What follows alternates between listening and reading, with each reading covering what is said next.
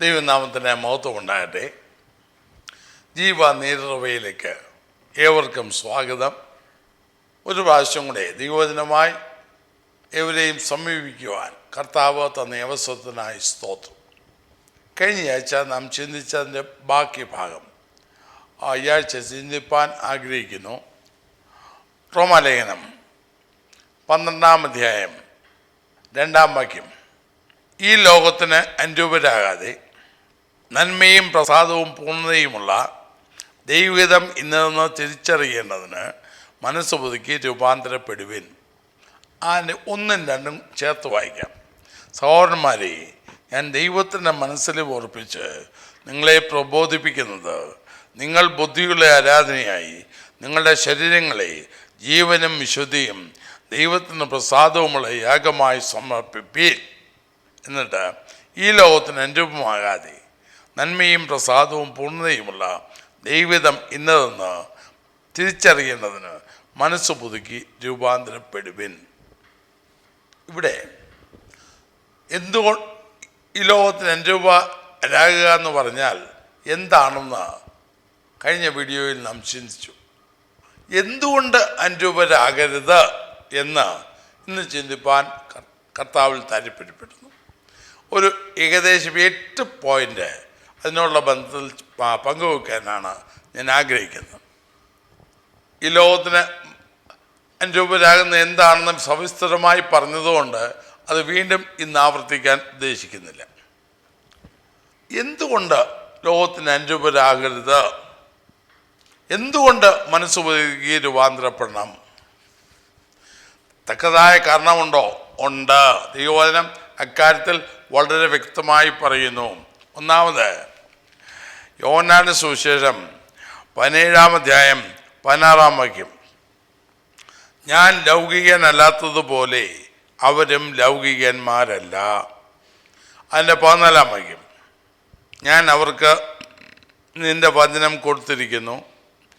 ഞാൻ ലൗകികനല്ലാത്തതുപോലെ അവരും ലൗകികന്മാരല്ലായകൊണ്ട് ലോകം അവരെ പകച്ചു. ഒന്ന്, കർത്താവ് ദൈവത്തിൻ്റെ മനസ്സലിവിന് പാത്രമായി കർത്താവായ യേശുവിനെ കണ്ടെത്തിയ യേശു ക്രിസ്തുവിൽ കൂടെ നിത്യജീവൻ അവകാശികളായി തീർന്നവർ ലൗകികന്മാരല്ല. ഇനി എങ്ങനെ ലൗകികന്മാരല്ലാതായി എന്ന് യോഹന്നാന്റെ സുവിശേഷം 15-ാം അധ്യായം 19-ാം വാക്യത്തിൽ തെളിച്ചു പറയുന്നു. നിങ്ങൾ ലോകക്കാരായിരുന്നു എങ്കിൽ ലോകം തനിക്ക് സ്വന്തമായതിനെ സ്നേഹിക്കുമായിരുന്നു. എന്നാൽ നിങ്ങൾ ലോകക്കാരായിരിക്കാതെ ഞാൻ നിങ്ങളെ ലോകത്തിൽ നിന്ന് തിരഞ്ഞെടുത്തത് കൊണ്ട് ലോകം നിങ്ങളെ പകയ്ക്കുന്നു. ലോകക്കാരായിരിക്കാതെ ഞാൻ നിങ്ങളെ ലോകത്തിൽ നിന്ന് തിരഞ്ഞെടുത്തു. അപ്പോൾ കർത്താവായ യേശു തൻ്റെ രക്തത്താൽ വിലയ്ക്ക് ലോകത്തിൽ നിന്ന് വിലയ്ക്ക് വാങ്ങിയവരാണ്. അവരോടാണ് പറഞ്ഞത്, അവരോടാണ് പറയുന്നത്, അവർ സ്വർഗീയരാണ്. തൻ്റെ യോഹന്നാൻ 17-ാം അധ്യായത്തിലെ തൻ്റെ മഹാപൗരോഹിത്യ പ്രാർത്ഥനയിൽ കർത്താവ് പറഞ്ഞതാണ്, ഇവർ ലോകക്കാരല്ല, ഞാൻ ലൗകികനല്ലാത്തതുപോലെ അവരും ലൗകികന്മാരല്ല. യേശു ക്രിസ്തുവിനെ സ്വന്തമാക്കിയ, അവൻ്റെ മക്കളായി തീർന്ന, അവൻ്റെ വകയായി തീർന്ന, അല്ലെങ്കിൽ ഈ റോമാലേഖനം 12:1 പറയുന്ന പോലെ ദൈവത്തിൻ്റെ മനസ്സലിവിന് പാത്രമായവർ ലൗകികന്മാരല്ല. പിന്നെയോ അവർ സ്വർഗീയന്മാരാണ്. കാരണം കർത്താവ് ലോകത്തിൽ നിന്ന് വീണ്ടെടുത്തു. 1 പത്രോസില് ഇങ്ങനെ പറയുന്നു, വ്യർത്ഥവും പിതൃപാരമ്പര്യമായ നിങ്ങളുടെ നടപ്പിൽ നിന്ന് നിങ്ങളെ വീണ്ടെടുത്തത് വെള്ളി പൊന്ന് എന്ന അഴിഞ്ഞു പോകുന്ന വസ്തുക്കളെ കൊണ്ടല്ല, നിർദോഷവും നിഷ്കളങ്കവുമായ കുഞ്ഞാടിൻ്റെ വിലയേറിയ രക്തം കൊണ്ടത്രേ. ആ വിലയ്ക്ക് പാത്രമായവർ, അവൻ വിലയ്ക്ക് വാങ്ങിയവർ ലോകക്കാരല്ല. അപ്പോൾ എന്തുകൊണ്ട് ലോകത്തിന് അനുരൂപരാകരുത്? ഒരു കാലത്ത് ലോകത്തിന് പുറകെ ഓടിയവരാണ്, ലോകത്തിൻ്റെ ഇഷ്ടം ചെയ്തവരാണ്. എന്നാൽ ആ സ്ഥാനത്ത് നിന്ന് കർത്താവായ യേശു തൻ്റെ സ്വന്തം രക്തത്താൽ വീണ്ടെടുത്തിരിക്കേ ആ വീണ്ടെടുപ്പ് അനുഭവിച്ചവർ ലോകക്കാരല്ല, അവർ സ്വർഗീയരാണ്. സ്വർഗത്തോടാണ് അവർ അനുരൂപരാകേണ്ടത്, ഈ ലോകത്തോടല്ല. 2 റോമാലേഖനം 8-ാം അധ്യായത്തിൻ്റെ 29-ാം വാക്യത്തിൽ പറയുന്നു, അവൻ മുന്നറിഞ്ഞവരെ തൻ്റെ പുത്രൻ അനേകം സഹോദരന്മാരിൽ ആദ്യജാതനാകേണ്ടതിന് അവൻ്റെ സ്വരൂപത്തോട് അനുരൂപരാകുവാൻ മുൻനിയമിച്ചിരിക്കുന്നു. ദൈവപുത്രൻ്റെ സ്വരൂപത്തോട് അനുരൂപരാകാൻ മുൻനിയമിച്ചിരിക്കുന്നു. സ്വർഗീയന്മാരെന്ന് മാത്രമല്ല, ദൈവപുത്രൻ്റെ സ്വരൂപത്തോട് അനുരൂപരാകാൻ മുൻനിയമിക്കപ്പെട്ടവരാണ്. അല്ലെങ്കിൽ ദൈവത്തെ അനുഭവിപ്പാൻ, അവനോട് സദൃശന്മാരാകാൻ നാം വിളിക്കപ്പെട്ടവരാണ്. 1 യോഹന്നാൻ 3-ാം അധ്യായത്തിൻ്റെ 1 മുതൽ 3 വരെയുള്ള വാക്യങ്ങൾ വായിക്കുമ്പോൾ വ്യക്തമായത് അവിടെ കാണാം. കാൺമിൻ, നാം ദൈവമക്കളിൽ നിന്ന് വിളിക്കപ്പെടുവാൻ പിതാവ് നമുക്ക് എത്ര വലിയ സ്നേഹം നൽകിയിരിക്കുന്നു എന്ന് പറഞ്ഞിട്ട്, അങ്ങനെ തന്നെ നാം ആകുന്നു. ലോകം അവനെ അറിഞ്ഞിട്ടില്ലായകൊണ്ട് നമ്മെയും അറിയുന്നില്ല.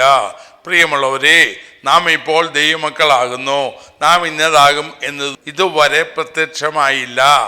അവൻ പ്രത്യക്ഷനാകുമ്പോൾ നാം അവനെ താൻ ഇരിക്കും പോലെ തന്നെ കാണുന്നതാകൊണ്ട് അവനോട് സദൃശന്മാരാകും എന്ന് നാം അറിയുന്നു. അപ്പോൾ കർത്താവായ യേശുവിനോട് സദൃശന്മാരാകാൻ, തേജസ്സിൽ അവനെപ്പോലെയായി അവനോട് കൂടിയിരിക്കാനാണ് നാം വിളിക്കപ്പെട്ടത്. അവർ ഈ ലോകത്തിന് അനുപരാകരുത്. രണ്ടും കൂടെ ഒന്നിച്ച് നടക്കില്ല. പണ്ട് ഒരു സൺഡേ സ്കൂൾ ടീച്ചർ ഏതോ ഒരു ക്ലാസ്സിൽ ധനവാന്റെയും ലാസറിൻ്റെയും കഥ പറഞ്ഞിട്ട് അവസാനം കുട്ടികളോട് ചോദിച്ചു, നിങ്ങൾ ഇതിൽ ആര് പോലെ ആകാൻ ആഗ്രഹിക്കുന്നേ? ഒരു കൊച്ചു വിരുദ്ധൻ പറഞ്ഞു, ഭൂമിയിൽ ധനവാനെ പോലെയും സ്വർഗത്തിൽ ലാസറിനെ പോലെ ഇരിക്കാൻ ഞാൻ എങ്ങനെ ആഗ്രഹിക്കുന്നു. നടക്കുകയില്ല. ലോകത്തോട് അനുഭവപ്പെടുന്ന ആർക്കും ദൈവത്തെ ധരിക്കാൻ സാധ്യമല്ല. ദൈവവചനം അങ്ങനെ പറയുന്നുമില്ല. അപ്പോൾ ഒന്ന്, നാം ലോകത്തിൽ നമ്മെ എടുത്തു, നമ്മെ സ്വർഗീയരാക്കി. 2, തൻ്റെ പുത്രൻ്റെ സാദൃശ്യത്തോട് അനുരൂപനാകാൻ നമ്മെ വിളിച്ചിരിക്കുന്നു. നമുക്കൊരു ശ്രേഷ്ഠമായ ഭാവിയുണ്ട്. ഒരു ഊണിന് ജ്യേഷ്ഠാവകാശം വിറ്റുകളഞ്ഞ യേശാവിനെ പോലെ അത് കളഞ്ഞു കുളിക്കുന്ന അനേകർ ആത്മീയ മണ്ഡലത്തിൽ ഉണ്ടെന്ന് നിർഭാഗ്യരുണ്ടെന്ന് ഞാൻ പറഞ്ഞു പോകുന്നു. അത് മാത്രമല്ല, ലോകത്തിൽ എന്താ ഉള്ളത്? ഈ ലോകത്തിലുള്ളത് എന്താണ്? 1 യോഹന്നാൻ 2-ാം അധ്യായം 16-ാം വാക്യത്തിൽ നോക്കിയാൽ വ്യക്തമായി അവിടെ പറയുന്നുണ്ട് ഈ ലോകത്തിൽ എന്തുണ്ടെന്ന്. ജഡമോഹം, കൺമോഹം, ജീവനത്തിൻ്റെ പ്രതാപം, ഇങ്ങനെ ലോകത്തുള്ളത് എല്ലാം പിതാവിൽ നിന്നല്ല, ലോകത്തിൽ നിന്നത്രേ ആകുന്നു. ലോകത്തിൽ ഉള്ളത് എല്ലാം എന്താ? ജഡമോഹം, കൺമോഹം, ജീവനത്തിൻ്റെ പ്രതാപം. ഇതാ ലോകത്തിലുള്ള മോഹം മാത്രം. വ്യാമോഹിപ്പിക്കുക, സംതൃപ്തി വരുത്താത്ത വ്യാമോഹിപ്പിക്കുന്നത് മാത്രമാണ് ലോകത്തിലുള്ളത്. മാത്രമല്ല, പത്രോസിൻ്റെ 2-ാം ലേഖനം 1-ാം അധ്യായം 4-ാം വാക്യത്തിൽ അത് തന്നെ കാണാം. അവയാൽ അവൻ നമുക്ക് വിലയേറിയതും അതിമഹത്വമായ വാഗ്ദത്തങ്ങളും നൽകിയിരിക്കുന്നു. ഇവയാൽ നിങ്ങൾ ലോകത്തിൽ മോഹത്താലുള്ള നാശം വിട്ടൊഴിഞ്ഞിട്ട് ദൈവ സ്വഭാവത്തിന് കൂട്ടാളികളായി തീരുവാൻ ഇടവരുത്. ലോകത്തിൽ മോഹത്താൽ, അവിടെയും പറയുന്നു മോഹം, ലാസ്റ്റ്, ദുർമോഹികൾ. എവിടെ നോക്കിയാലും അതാണല്ലോ, മോഹിക്കുന്ന, മോഹത്തിന് അധീനരായ നാനാ മോഹങ്ങൾക്കും ഭോഗങ്ങൾക്കും അധീനരായിരുന്നു. എന്നാൽ ഇന്ന് ബോണഗെയിനും പുതിയ ജനറേഷനും എന്നൊക്കെ പറയുന്നവർ നാനാ മോഹങ്ങൾക്ക് അധീനരായി മുന്നോട്ട് പോകുന്ന ദുഃഖകരമായ ചിത്രം നമുക്ക് കാണാം. ലോകത്തിൽ ഇതാ ഉള്ളത്. ഇത് ഇവിടെ നിന്നാണ് നമ്മെ വീണ്ടെടുത്തത്. അങ്ങനെ വീണ്ടെടുക്കപ്പെട്ടവർ ഈ മോഹത്തിൽ കുടുങ്ങരുത്.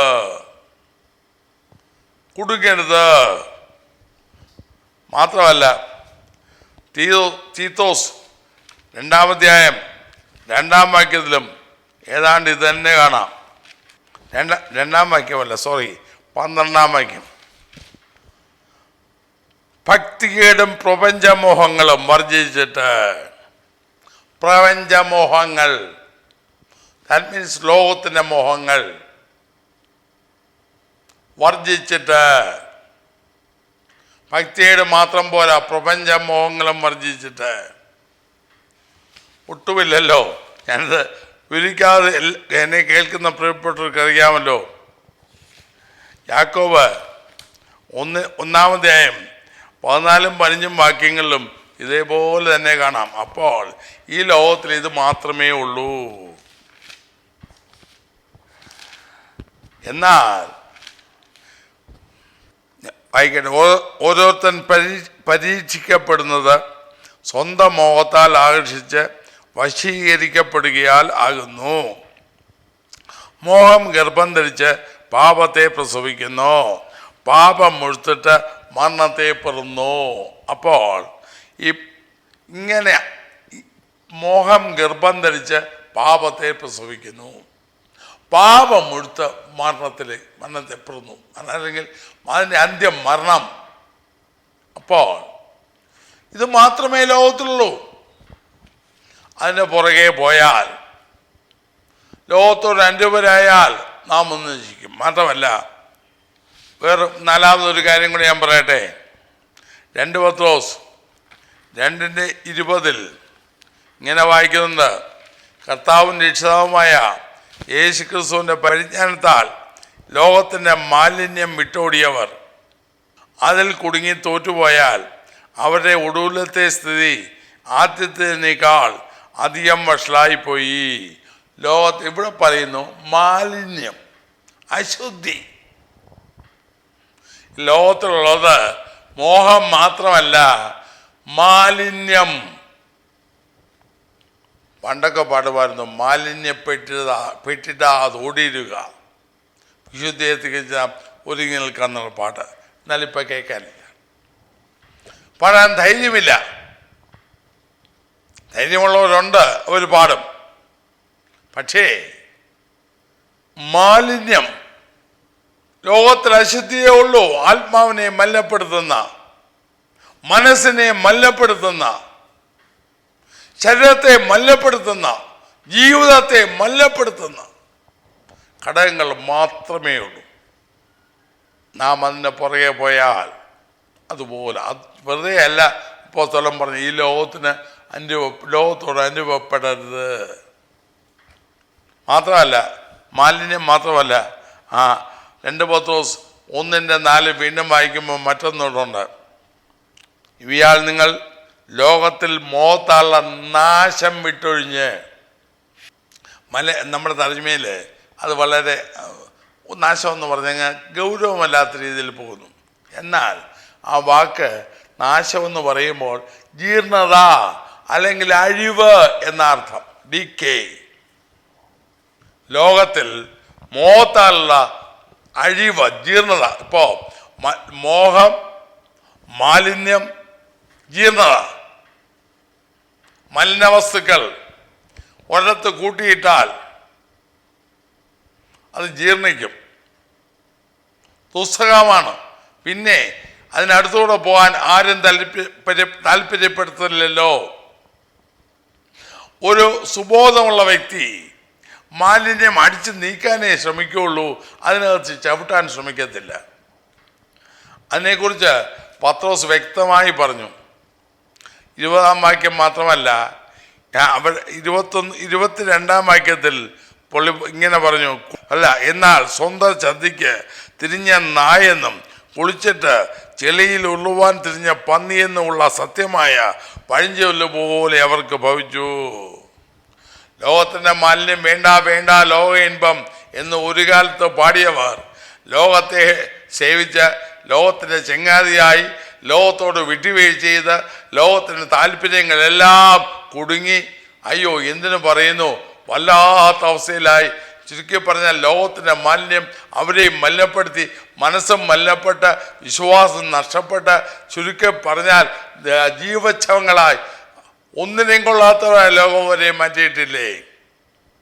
ലോകത്തുള്ളത് മോഹങ്ങളാണ്, ലോകത്തുള്ളത് മാലിന്യമാണ്, ലോകത്തുള്ളത് ജീർണതയാണ്, അഴിവാണ്. അതെല്ലാം അളിഞ്ഞ് മണ്ണോട് മണ്ണാകുന്നതാണ്. ഒന്നും നിത്യമായതില്ല. മാത്രമല്ല ഒരു വാക്യം കൂടെയുണ്ട്. 1 യോഹന്നാൻ 2:17 1 യോഹന്നാൻ 2:17 വാക്യം, ലോകവും അതിൻ്റെ മോഹവും ഒഴിഞ്ഞു പോകുന്നു, ദൈവേഷം എന്നോ എന്നേക്കും ഇരിക്കുന്നു. ലോകവും അതിൻ്റെ മോഹവും ഒഴിഞ്ഞു പോകുന്നു. അത് ഒഴിഞ്ഞു പോകാനുള്ളതാണ്. Done away. ഇതെല്ലാം നശിച്ചു പോവും. 1 കൊരിന്ത്യർ 7:31 വാക്യത്തിലും ഇങ്ങനെയാണ്, ഈ ലോകത്തിൻ്റെ രൂപം ഒഴിഞ്ഞു പോകുന്നല്ലോ, ഒഴിഞ്ഞു പോകും. അപ്പോൾ ലോകത്തോട് അനുപരാകുന്ന വ്യക്തി ഒഴിഞ്ഞു പോകും. ചുമ്മാ അല്ല, വെറുതെ അല്ല ലോകത്തോട് അനുപരാകരുത് എന്ന് പറയുന്നത്. പലതും കാണുമ്പോൾ ആകർഷമായി തോന്നും, എടുക്കാൻ തോന്നും, മനോഹരമായി തോന്നും, രസമായി തോന്നും. പക്ഷേ അവസാനം മൂർഖൻ പാമ്പിനെ പോലെ തിരിഞ്ഞു കൊത്തി ജീവിതത്തെ നശിപ്പിക്കും. മാത്രമല്ല മറ്റൊരു പ്രധാന കാരണം യാക്കോബ് പറയുന്നുണ്ട്. 4-ാം അധ്യായത്തിൻ്റെ യാക്കോബ് 4-ാം അധ്യായത്തിൻ്റെ 4-ാം വാക്യം അത് വളരെ പച്ചയ്ക്ക് ഇങ്ങ് പറഞ്ഞു, വ്യഭിചാരിണികളായവരെ, ലോകസ്നേഹം ദൈവത്തോട് ശത്രുത്വം എന്ന് അറിയുന്നില്ലയോ? ആകയാൽ ലോകത്തിൻ്റെ സ്നേഹിതനാകുവാൻ ഇച്ഛിക്കുന്നവനെല്ലാം ദൈവത്തിൻ്റെ ശത്രുവായിത്തീരുന്നു. പച്ചയ്ക്ക് പറഞ്ഞു. ഒന്നുകിൽ ദൈവത്തിൻ്റെ ശത്രു, അല്ലെങ്കിൽ ദൈവത്തിൻ്റെ മിത്രം. ലോകത്തോട് അനുഭവപ്പെട്ടാൽ നാം എല്ലാം, ഈ ദൈവം ശുശ്രൂഷിക്കുന്ന ഞാനായാലും ദൈവത്തിൻ്റെ ശത്രുവാണ്. ചിലപ്പോൾ മറ്റ് പലതും കണ്ടേക്കും, നല്ല പ്രാസം ഒപ്പിച്ച വാക്കുകൾ കണ്ടേക്കും, മനോഹരമായി പ്രാർത്ഥിക്കാൻ കഴിഞ്ഞേക്കും, വലിയ വീര്യപ്രവൃത്തികൾ ചെയ്തേക്കാം, ഒക്കെ ആയിക്കോട്ടെ, കുഴപ്പമില്ല. സമൂഹത്തിൽ എല്ലാവരും അംഗീകരിച്ചേക്കാം.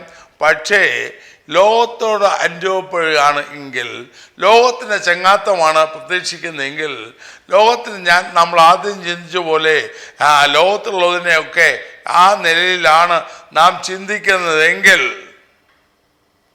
നാം എന്ത് വിപ്രതി കാണിച്ചാലും ദൈവത്തിൻ്റെ ശത്രുവാണ്, ദൈവത്തിൻ്റെ ശത്രുവാണ്.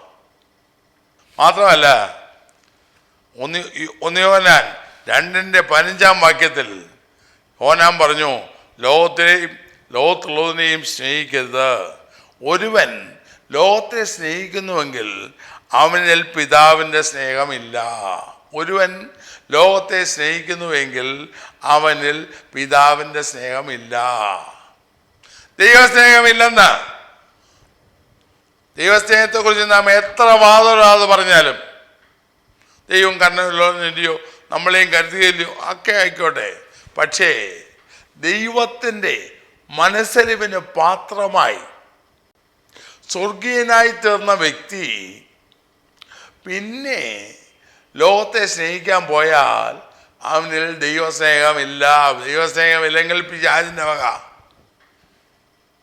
എത്ര വ്യക്തമായിട്ടാണ് ദൈവം എന്ന് പറയുന്നത്. ദൈവത്തോട് ശത്രുത്വം. നാം ദൈവവചനം വായിക്കുന്നവർ, വലിയ അവകാശവാദങ്ങൾ ഉന്നയിക്കുന്നവർ നമ്മുടെ ജീവിതത്തിൽ എന്തെങ്കിലും ചിന്തിച്ചിട്ടുണ്ടോ? എന്തെങ്കിലും നാം ചിന്തിച്ചിട്ടുണ്ടോ? നാം ദൈവത്തിൻ്റെ ശത്രുവോ? ദൈവത്തിൻ്റെ സ്നേഹം നമ്മിലുണ്ടോ? അതോ വേദശാസ്ത്രപരമായ പദങ്ങൾ പറഞ്ഞ്, അവകാശവാദങ്ങൾ പറഞ്ഞ് നാം സ്വയം വഞ്ചിക്കുന്നുവോ? ലോകത്തിന് സ്നേഹിതനാകാൻ ആഗ്രഹിക്കുന്നതെല്ലാം ദൈവത്തിന്റെ ശത്രു. ഒരുവൻ ലോകത്തെ സ്നേഹിച്ചാൽ അവനിൽ പിതാവിന്റെ സ്നേഹം ഇല്ല. ഉണ്ടായില്ലെന്നല്ല, ഇല്ല. വ്യക്തമാണ് കാര്യങ്ങൾ നമ്മുടെ ജീവിതത്തിലോ. സ്തോത്രം. മാത്രമല്ല ഒരു കാര്യം കൂടെ ആ ബന്ധത്തിൽ പറയട്ടെ. ഈ ലോകം ശിക്ഷാവിധിയിൽ അകപ്പെടാൻ ഉള്ളതാണ്. 1 കൊരിന്ത്യർ 11 32 വാക്യത്തിൽ സാധാരണ വേർപെട്ട വിഭാഗങ്ങളെല്ലാം കർത്തൃമേശയ്ക്ക് നിരന്തരം വായിക്കുന്ന വാക്യമാണ്. ലോകത്തോട് കൂടെ ശിക്ഷാവിധിയിൽ അകപ്പെടാതിരിക്കേണ്ടതിന്. അപ്പോൾ ലോകത്തിന് ശിക്ഷാവിധിയുണ്ട്. അപ്പോസ്തലപ്രവൃത്തി 17 31 വാക്യത്തിലും ഇത് തന്നെ കാണാം. താൻ നിയമിച്ച പുരുഷൻ മുഖാന്തരം ലോകത്തിലെ നീതിയിൽ ന്യായം വിധിപ്പാൻ ഒരു ദിവസം നിശ്ചയിച്ചിരിക്കുന്നു. ലോകം ന്യായം വിധിക്കപ്പെടും, ലോകം ശിക്ഷാവിധിയിൽ അകപ്പെടും. അപ്പോൾ നാമും അകപ്പെട്ടുമോ? ലോകത്തോട് അനുരൂപരാകുന്ന എല്ലാവരും അതിനാ പോകുന്നേ. എന്നെ കേൾക്കുന്ന പ്രിയമുള്ളവരെ, എന്തുകൊണ്ട് ലോകത്തോട് അനുരൂപരാകരുത്? നമ്മൾ ലോകത്തിൽ ജീവിക്കുന്നേ മനുഷ്യല്ലയോ? ഒറ്റപ്പെട്ട് ജീവിക്കാൻ ഒക്കുമോ? തനിച്ച് പോകാൻ ഒക്കുമോ? തനിച്ച് ജീവിക്കാൻ ഒക്കുമോ? സമൂഹത്തിൽ ജീവിക്കുന്നതല്ലേ? ആ സമൂഹത്തെ അങ്ങ് വെറുപ്പിക്കാൻ ഒക്കുമോ? എന്നൊക്കെയുള്ള ലോജിക്ക് യുക്തിക്ക് സഹമായ ചോദ്യങ്ങൾ നാം ചോദിച്ചേക്കാം. പക്ഷേ വേദപുസ്തകം പറയുന്നു ഈ കാരണങ്ങളാൽ. ഞാൻ 8 ചൂണ്ടിക്കാണിച്ചുള്ളൂ. ചിലപ്പോൾ ഇതിലധികം എത്രയോ കാര്യങ്ങൾ കണ്ടേക്കാം. എനിക്കിത്രേ കിട്ടിയുള്ളൂ. സ്വർഗീയരാണ്, ദൈവപുത്രൻ്റെ ആ സ്വരൂപത്തോട് അനുരൂപരാകേണ്ടവരാണ്. ലോകത്തുള്ളത് മാലിന്യം മാത്രമാണ്, മോഹങ്ങൾ മാത്രമാണ്. ലോകത്തുള്ളത് മാലിന്യമാണ്, എല്ലാം മാലിന്യം, അശുദ്ധിയാണ്. ലോകത്തുള്ളത് നാശമാണ്, ജീർണതയാണ്. ദൈവത്തോട് ശത്രുത്വമാണ് ലോകസ്നേഹം. ലോകത്തോട് താതാത്മ്യം പ്രാപിച്ചാൽ ദൈവത്തിൻ്റെ ശത്രുവായിത്തീരുന്നു. ലോകം നാശത്തിലേക്ക് നീങ്ങുന്നു. ന്യായവിധിക്കായി ഒരുങ്ങിയിരിക്കുന്നു, ഒരു അന്ത്യത്തിനായി ഒരുങ്ങിയിരിക്കുന്നു. എന്നാൽ അതുകൊണ്ട് ദൈവം നമ്മോട് പറയുന്നു, ഇനി നീ ലോകത്തിലായിരുന്നു, മുൻപ് ഇതൊക്കെ നിനക്ക് പ്രധാനമായിരുന്നു. നാനാ മോഹങ്ങൾക്കും ഭോഗങ്ങൾക്കും വിധേയരായി ജീവിച്ചു. പക്ഷേ ക്രിസ്തുയേശുവിൽ കൂടുള്ള അത്ഭുത വെളിച്ചം നിന്റെ മേൽ പ്രകാശിച്ചപ്പോൾ, ആ വെളിച്ചത്തിന് നീ അധീനരായപ്പോൾ നീ പുതിയ സൃഷ്ടിയായി മാറി. ഇനി ലോകത്തോട് അനുരൂപപ്പെടരുത്. ദൈവത്തിലായി ജീവിക്കുക, വിശുദ്ധനായി ജീവിക്കുക. അശുദ്ധി നിറഞ്ഞ ഈ ലോകത്തിൽ ദൈവത്തിൻ്റെ വിശുദ്ധനായി നീ ജീവിക്കുക, വേർപെട്ടവനായി ജീവിക്കുക എന്നാണ് ദൈവം നമ്മോട് പറയുന്നത്. കൃപയാ നമ്മുടെ ജീവിതത്തിൽ ആ ലോകത്തോട് അനുഭവപ്പെടാതെ, ലോകത്തിൻ്റെ ഇഷ്ടം ചെയ്യാതെ ദൈവേഷ്ടം ചെയ്ത് ദൈവത്തിൻ്റെ ഭാഗത്ത് നിർമ്മലരായി വിശുദ്ധരായി നിലകൊള്ളുവാൻ കർത്താവ് സഹായിക്കട്ടെ. ഇതിൽ ഏതെങ്കിലും കാര്യങ്ങൾ നാം കുടുങ്ങിയിട്ടുണ്ടെങ്കിൽ നമ്മുടെ ജീവിതത്തെ കണ്ടുപിടിക്കാം, മാനസാന്തരപ്പെടാം. ദൈവത്തിൻ്റെ ശത്രുവാകാതെ ദൈവത്തിൻ്റെ സ്നേഹിതനായി, ദൈവസ്നേഹത്തിന് പാത്രമായി, പിതാവിൻ്റെ സ്നേഹം ഉള്ളിൽ നിറഞ്ഞ്, ദൈവസ്നേഹത്താൽ നിറഞ്ഞ് കർത്താവിനെ സ്നേഹിച്ച്. വേറെ ദൈവസ്നേഹം ഇല്ല എന്ന് പറയുമ്പോൾ വേറൊരു വാക്യമുണ്ട്. 1 കൊരിന്ത്യർ 16 ഇങ്ങനെ എഴുതിയിട്ടുണ്ട്. 16-22 വാക്യമാണെന്ന് തോന്നുന്നു. കർത്താവിനെ സ്നേഹിക്കാത്തവൻ ഏവനും ശാപിക്കപ്പെട്ടവൻ. ആരെങ്കിലും കർത്താവിനെ സ്നേഹിച്ചു, അപ്പോൾ ഒരുത്തൻ ലോകത്തെ സ്നേഹിച്ചാൽ അവനിൽ പിതാവിൻ്റെ സ്നേഹമില്ല. അപ്പോൾ കർത്താവിന് ഈ 2 വാക്യം 1 യോഹന്നാൻ 2:15, 1 കൊരിന്ത്യർ 16 22 വാക്യം ചേർത്ത് വായിച്ചാൽ പിതാവിൻ്റെ സ്നേഹമില്ലാത്തവൻ ശാപിക്കപ്പെട്ടവൻ. നമ്മുടെ ജീവിതത്തിൽ അങ്ങനെ വന്നാൽ നാം എത്ര ദുഃഖകരമാണത്. ആ ഗതി ആർക്കും വരാതിരിക്കട്ടെ. കർത്താവിനെ സ്നേഹിച്ച് അവൻ്റെ സ്നേഹത്താൽ നിറഞ്ഞ് നിർമ്മലരായി വിശുദ്ധരായി ലോകത്തിൽ ജീവിച്ച് കർത്താവിനെ സ്വരൂപരാകുവാൻ, അല്ലെങ്കിൽ കർത്താവിനോട് കൂടെ കർത്താവിനോട് ചേരുവാൻ, അവനെ പോലെയാകുവാൻ, അവനോട് കൂടിയിരിപ്പാൻ നമുക്കൊരുങ്ങാം. ദൈവം നമ്മെ സഹായിക്കട്ടെ. പ്രാർത്ഥിക്കാം. കർത്താവേ, സ്നേഹവനായ സ്വർഗ്ഗപിതാവേ, ഞങ്ങളെ എത്ര കരങ്ങളിൽ ഏൽപ്പിക്കുന്നു. എന്തുകൊണ്ട് ഞങ്ങൾ ലോകത്തിന് അനുരൂപരാകരുത് എന്ന് സവിസ്തരമായി ചിന്തിപ്പാൻ എല്ലാവർക്കിടയായല്ലോ. കർത്താവേ, നാഥ, ഞങ്ങൾ കാണുന്ന ഞങ്ങളുടെ ജീവിതത്തിൽ ആ അംശങ്ങൾ ഏതെങ്കിലും ഉണ്ടെങ്കിൽ അവയെ വിട്ടുകളഞ്ഞ് അങ്ങേ സ്നേഹിക്കുന്ന, അങ്ങയുടെ സ്നേഹത്താൽ നിറഞ്ഞ് അങ്ങയുടെ വിശുദ്ധരായി, അങ്ങയുടെ നിർമ്മലരായി, അങ്ങേ പോലെയാകുവാൻ ഉള്ള ആഗ്രഹത്താൽ ഇളയവരെ നിറയ്ക്കണമേ. അങ്ങയുടെ കരങ്ങൾ ഏൽപ്പിക്കുന്നു യേശുവിൻ നാമത്തിൽ പിതാവേ, ആമേൻ. ഈ വീഡിയോ നിങ്ങൾക്ക് പ്രയോജനമായെങ്കിൽ മറ്റുള്ളവരേക്കും ഷെയർ ചെയ്തു കൊടുക്കുക. നിങ്ങൾക്കായി പ്രാർത്ഥിക്കുക. ദൈവമായ കർത്താവ് നിങ്ങളെ അനുഗ്രഹിക്കുമാറാകട്ടെ.